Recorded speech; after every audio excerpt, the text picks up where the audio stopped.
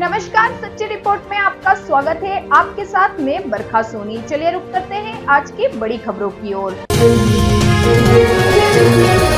आम आदमी पार्टी के राष्ट्रीय संयोजक और दिल्ली के मुख्यमंत्री अरविंद केजरीवाल को राउज एवेन्यू कोर्ट से राहत नहीं मिली। केजरीवाल की अंतरिम जमानत की मांग पर राउज एवेन्यू कोर्ट का आदेश 5 जून को आएगा। इसका मतलब ये है कि केजरीवाल को कल सरेंडर करना होगा और वो एक बार फिर तिहाड़ जेल जाएंगे।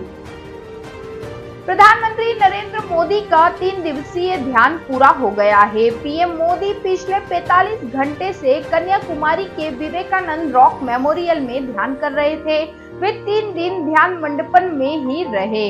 इस ध्यान मंडपम की खास बात यह है कि यह वही स्थान है जहां स्वामी विवेकानंद ने देश भ्रमण के बाद 3 दिनों तक ध्यान किया था।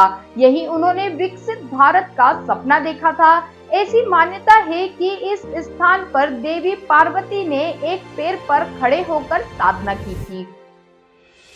7वें चरण के साथ ही शनिवार को लोकसभा चुनाव 2024 की मतदान प्रक्रिया का समापन हो जाएगा। शाम 6 बजे तक मतदान होगा और उसके बाद शाम करीब 6:30 बजे तक एग्जिट पोल के नतीजे जारी किए जा सकते हैं। पंजाब की सभी 13 सीटों पर भी 1 जून की शाम को एग्जिट पोल सामने आएगी। लोकसभा चुनाव के अंतिम दौर और 7वें चरण के बीच जारी इंडी गठबंधन की बैठक अब खत्म हो चुकी है। बैठक कांग्रेस अध्यक्ष मल्लिकार्जुन खड़गे के आवास पर हुई। बैठक में सोनिया गांधी, राहुल गांधी, अरविंद केजरीवाल, अखिलेश यादव सहित तमाम विपक्षी नेता शामिल हुए। बैठक में कई मुद्दों पर मंथन हुआ। भारतीय टीम के नए कोच को लेकर जहोजहाद जारी है। मीडिया रिपोर्ट्स के मुताबिक गौतम गंभीर टीम के नए हेड कोच बन सकते हैं। हालांकि ना ही बीसीसीआई और ना ही गंभीर ने इसको लेकर कोई पुष्टि की है। इसी कड़ी में भारत के पूर्व कप्तान और पूर्व बीसीसीआई अध्यक्ष सौरभ गांगुली एक पोस्ट खूब वायरल हुआ था। इसमें उन्होंने जो लिखा था उसमें यह लगा था कि वह गंभीर के नए कोच बनने से खुश नहीं है। हालांकि अब उन्होंने अपने बयान से इसका खंडन किया है। पिछले 3 दिनों से त्र्यंबकेश्वरपुर धाम में शमशान घाट पर जलने वाली चिताओं की संख्या में बढ़ोतरी देखी गई है।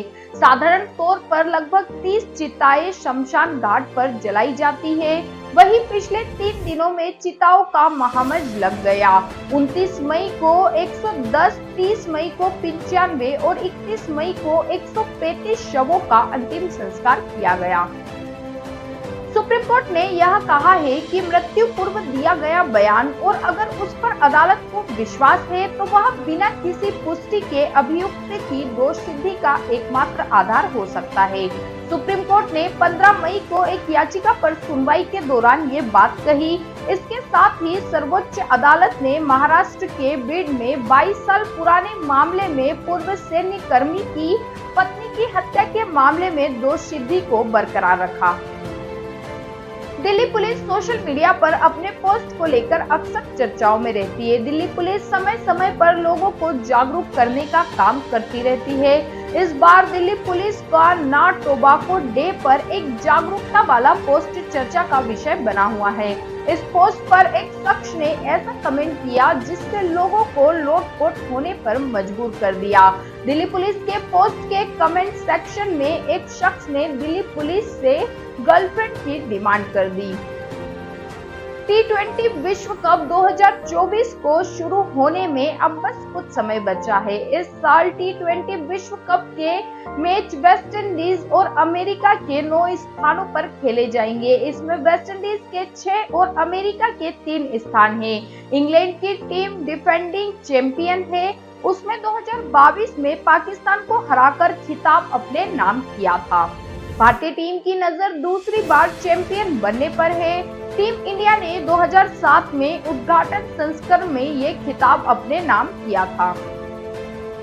फिलीपींस के राष्ट्रपति मार्कोस जूनियर शनिवार को मनीला में international institute for static studies सागरी लॉ डायलॉग के 21वें संस्करण के लिए मुख्य भाषण देने वाले फिलीपींस के पहले नेता बन गए हैं। उन्होंने कहा कि आशियाना के लिए फिलीपींस की प्रतिबद्धता इसकी विदेशी नीति का एक मुख्य तत्व बनी रहेगी। मार्कोस ने भारत को अपना दोस्त बताते हुए कहा कि मनीला नई दिल्ली के साथ सहयोग जारी रखेगा। अब तक के लिए बस इतना ही, फिर होगी आपसे मुलाकात ऐसे ही बड़ी खबरों के साथ। बने रहिए सच्ची रिपोर्ट के साथ। धन्यवाद।